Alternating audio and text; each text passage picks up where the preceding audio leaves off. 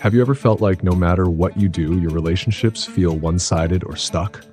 Maybe you've tried your best, but people still misunderstand you, and things feel harder than they should. Here's the truth. It's not because you're not enough. It's because no one ever taught us the psychology behind building deep, meaningful connections. Today, we'll uncover the secrets of using psychology to not only fix relationships, but to make them thrive. This isn't just theory, it's practical, proven strategies inspired by experts like Dr. John Gottman, who spent decades studying successful relationships, and books like The 5 Love Languages by Gary Chapman. And trust me, I've been where you are, and these insights transformed my life. So if you're tired of surface-level connections and want to learn how to build relationships where you feel truly seen, heard, and valued, stick around. This video is for you. Let's dive into 11 actionable ways you can use psychology to improve your relationships. Number 1, understand their love language. Have you ever felt like you were giving your all in a relationship but still falling short? Maybe you were expressing love in ways that didn't resonate with the other person. That's because not everyone speaks the same love language. The 5 Love Languages by Dr. Gary Chapman outlines 5 distinct ways people express and receive love. Words of affirmation, acts of service, receiving gifts, quality time, and physical touch. For instance, I used to think buying someone thoughtful gifts was the ultimate way to show I cared. I'd spend hours picking out the perfect present only to sense disappointment or detachment. I didn't understand what I was doing wrong. Then I discovered their love language wasn't gifts, it was quality time. They didn't want material things, they craved undivided attention and deep conversations. Once I started prioritizing quality time, like setting aside an evening just for us without distractions, our bond transformed. They felt valued in a way my gifts could never achieve. Love languages are like keys that unlock emotional connection. When you understand how someone prefers to give and receive love, you can communicate affection in a way that feels meaningful to them. It's not just about what you think is loving, it's about what makes the other person feel loved. Number 2, mirror their emotions. Have you ever felt truly heard? The kind of conversation where someone not only listens but also understands what you're feeling. That's the power of emotional mirroring. This psychological tool isn't about imitation, it's about empathy. Imagine this. A friend opens up about how overwhelmed they are at work. You have 2 choices. You could say, "Don't worry, you'll figure it out," which might come off as dismissive. Or you could say, "That sounds incredibly stressful. I'd feel overwhelmed too if I were in your shoes." The difference is night and day. The first response might make them feel like you're brushing off their emotions, but the second makes them feel validated and supported. I learned this the hard way. In the past, I'd jump straight to offering solutions, thinking I was being helpful. But what people often need isn't a fix, they need understanding. When I started mirroring emotions, I noticed people opening up more. They felt comfortable being vulnerable because they knew I wasn't just hearing their words, I was feeling their emotions alongside them. This simple shift has deepened my relationships immensely. Number 3, use the power of active listening. Let's be honest, how often do you genuinely listen during conversations? Not just hearing words, but truly focusing on what the other person is saying without formulating your response while they're still speaking. Active listening is a rare skill, but it's transformative. I'll admit I used to be a terrible listener. I'd nod along while secretly thinking about what I wanted to say next. It wasn't intentional. I thought I was engaging. But the truth is, I wasn't present. It wasn't until a close friend called me out, saying, "You never really listen," that I realized how much I was missing. Since then, I've made a conscious effort to listen actively. That means putting away distractions, maintaining eye contact, and asking thoughtful follow-up questions. For example, if someone shares a challenge, instead of rushing to give advice, I'll say, "That's interesting. What made you feel that way?" Or, "How are you handling it now?" These questions show genuine curiosity and care. The results have been astounding. People notice when you're fully present, and they respond by sharing more openly. It's as if you're saying, "I value your thoughts and feelings." Active listening isn't just a skill, it's a way of showing respect and building trust. Number 4, remember. Actions speak louder than words. We've all heard the saying, but have you ever stopped to think about how true it is? Words are powerful, but without actions to back them up, they lose their impact. I once told someone, "I'll always be there for you." But when they needed me, I was too busy to show up. I didn't mean to let them down, but my inaction spoke volumes. They felt I couldn't be relied upon, and honestly, they were right. That experience was a wake-up call. Psychology teaches us that trust is built on consistency. If your words and actions don't align, people will remember your actions. Since then, I've made it a point to follow through. If I promise to be there, I show up, even if it's inconvenient. If I say I care, I demonstrate it through small but meaningful gestures, like checking in or offering help without being asked. It's not about grand gestures, it's about reliability. Whether it's a romantic partner, a friend, or a family member, people need to see that your actions match your words. Over time, this consistency builds a foundation of trust that can weather any storm. Number 5, understand attachment styles. Attachment theory was a game changer for me. It's the idea that how we form connections as adults is influenced by our early experiences with caregivers. There are 4 main attachment styles: secure, anxious, avoidant, and disorganized. Understanding these can unlock the mystery behind why we behave the way we do in relationships. For example, I discovered I had an anxious attachment style. This meant I often sought constant reassurance in relationships, fearing rejection or abandonment. On the other hand, a friend of mine had an avoidant attachment style. They valued independence so much that they struggled with emotional closeness. This difference used to cause friction. I'd interpret their need for space as a lack of care, and they'd feel suffocated by my need for reassurance. But once I understood how our attachment styles shaped our behaviors, everything changed. Instead of taking their actions personally, I saw it as their way of coping. By learning about attachment styles, you can approach relationships with greater empathy. You'll better understand your own triggers and needs, and you'll be more equipped to navigate conflicts without resorting to blame. It's like having a roadmap for emotional connection, one that can lead to stronger, more fulfilling relationships. Number 6, use positive reinforcement. Have you ever noticed how much we tend to focus on the negatives in others? I was guilty of this for years, pointing out mistakes or flaws in an effort to help the people around me improve. But instead of bringing us closer, my constant criticism created walls and left others feeling undervalued.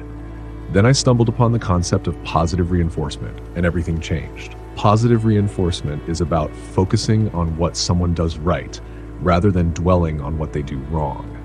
It's not about ignoring mistakes, but about encouraging good behavior through recognition and appreciation. When I started saying things like, "I really admire how you always think of others before yourself," instead of nitpicking small errors, I noticed an incredible shift in my relationships. The psychology behind this is simple. People are naturally drawn to those who make them feel good about themselves. Highlighting someone's strengths makes them feel seen and valued, which fosters trust and connection. Over time, I noticed that the more I celebrated others' positive actions, the more those actions increased. A simple, "Thank you for being so patient with me," or "I appreciate how supportive you've been," can go a long way in making relationships smoother and more fulfilling. Number 7, embrace vulnerability. Let's be honest. Vulnerability is terrifying. The idea of sharing your fears, insecurities, or mistakes can make you feel exposed, like you're handing someone the power to hurt you. For years, I believed that keeping my emotions hidden made me stronger, but in reality, it isolated me from the people I cared about. Brené Brown's research opened my eyes to a whole new perspective. Vulnerability, she argues, is not a weakness, it's the birthplace of connection. When you open up about your struggles, it signals to others that you trust them. And trust is the foundation of every meaningful relationship. I remember a specific moment when I decided to share a deeply personal fear with a close friend. My voice trembled as I spoke, and for a moment, I regretted opening up. But their response surprised me. They shared a similar struggle of their own, and suddenly, our bond felt unbreakable. That moment taught me that vulnerability invites empathy. It creates a space where both people feel safe to be their true selves. Yes, it's scary to let down your guard, but when you do, you open the door to deeper, more authentic relationships. Vulnerability is about saying, "This is me, flaws and all," and allowing others to say, "Me too." Number 8, set boundaries without guilt. Do you find it hard to say no? I used to. I thought that being a good friend or partner meant saying yes to everything, helping others whenever they needed it, even if it drained me. Over time, though, I realized that constantly putting others first wasn't sustainable. It left me exhausted, resentful, and unable to truly enjoy my relationships. That's when I learned the importance of boundaries. Setting boundaries isn't about being selfish. It's about protecting your emotional and mental well-being so you can show up fully in your relationships. For example, if someone asked for a favor that I knew I couldn't handle, I'd say, "I'd love to help, but I need some time for myself today." It felt uncomfortable at first, but I quickly realized that people respected me more when I communicated my limits honestly. Boundaries are not walls. They're guidelines that help others understand what you need to feel respected and valued. When you set boundaries with kindness, you're not just protecting yourself, you're also showing others that you value the relationship enough to communicate openly. Over time, I found that boundaries didn't push people away. They brought us closer by creating mutual understanding and respect. Number 9, understand the power of gratitude. Gratitude is one of the simplest yet most powerful tools for improving relationships, but it's so easy to overlook. For years, I focused on what was missing in my relationships, what someone didn't do, what they could have done better. This mindset created unnecessary negativity and tension. Everything changed when I started practicing gratitude intentionally. Instead of taking small gestures for granted, I made a point to acknowledge and appreciate them. If someone cooked a meal, I'd say, "Thank you. This means so much to me." If a friend checked in on me, I'd tell them, "I'm so grateful for your kindness." These small expressions of gratitude shifted the entire energy of my relationships. The psychology behind gratitude is fascinating. When you focus on what you're thankful for, it creates a positive feedback loop. The person on the receiving end feels appreciated and is more likely to continue their kind behavior, which in turn strengthens your bond. Gratitude doesn't just make others feel good, it also transforms your perspective, helping you focus on the abundance of good in your relationships rather than the shortcomings. Number 10, learn the art of nonverbal communication. Did you know that over 70% of communication is nonverbal? This means that your words are only a small part of how you connect with others. For years, I underestimated the power of nonverbal cues like eye contact, tone of voice, and body language. But once I started paying attention to these details, my relationships improved dramatically. For example, maintaining eye contact during a conversation shows that you're fully present and engaged. A warm smile can instantly put someone at ease, while an open posture signals that you're approachable and willing to listen. On the flip side, crossed arms, a lack of eye contact, or a dismissive tone can unintentionally send the message that you're disinterested or closed off. I've learned that nonverbal communication often speaks louder than words. A reassuring touch on the shoulder, a genuine nod, or a gentle tone can make someone feel truly valued. By being mindful of your nonverbal cues, you can build trust and deepen connections in ways that words alone cannot achieve. Number 11, practice forgiveness. Forgiveness is one of the hardest yet most liberating things you can do in a relationship. I used to hold on to grudges, replaying old arguments in my head and clinging to resentment like it was a form of justice. But over time, I realized that holding on to anger didn't hurt the other person. It hurt me. Forgiveness isn't about excusing bad behavior or forgetting what happened. It's about choosing to let go of the pain and moving forward. I remember a time when I forgave someone who had deeply hurt me. At first, it felt impossible, but when I finally let go of the resentment, I felt a sense of freedom I hadn't experienced in years. Psychologically, forgiveness allows you to break free from the cycle of negativity and focus on rebuilding trust. It doesn't mean you condone the hurtful behavior, it means you refuse to let it define your relationship. When both parties are willing to forgive and learn from mistakes, relationships become stronger and more resilient. Forgiveness is not just a gift you give to others, it's a gift you give to yourself. By practicing forgiveness, you create space for healing, growth, and deeper connections. It's a reminder, that relationships are about progress, not perfection.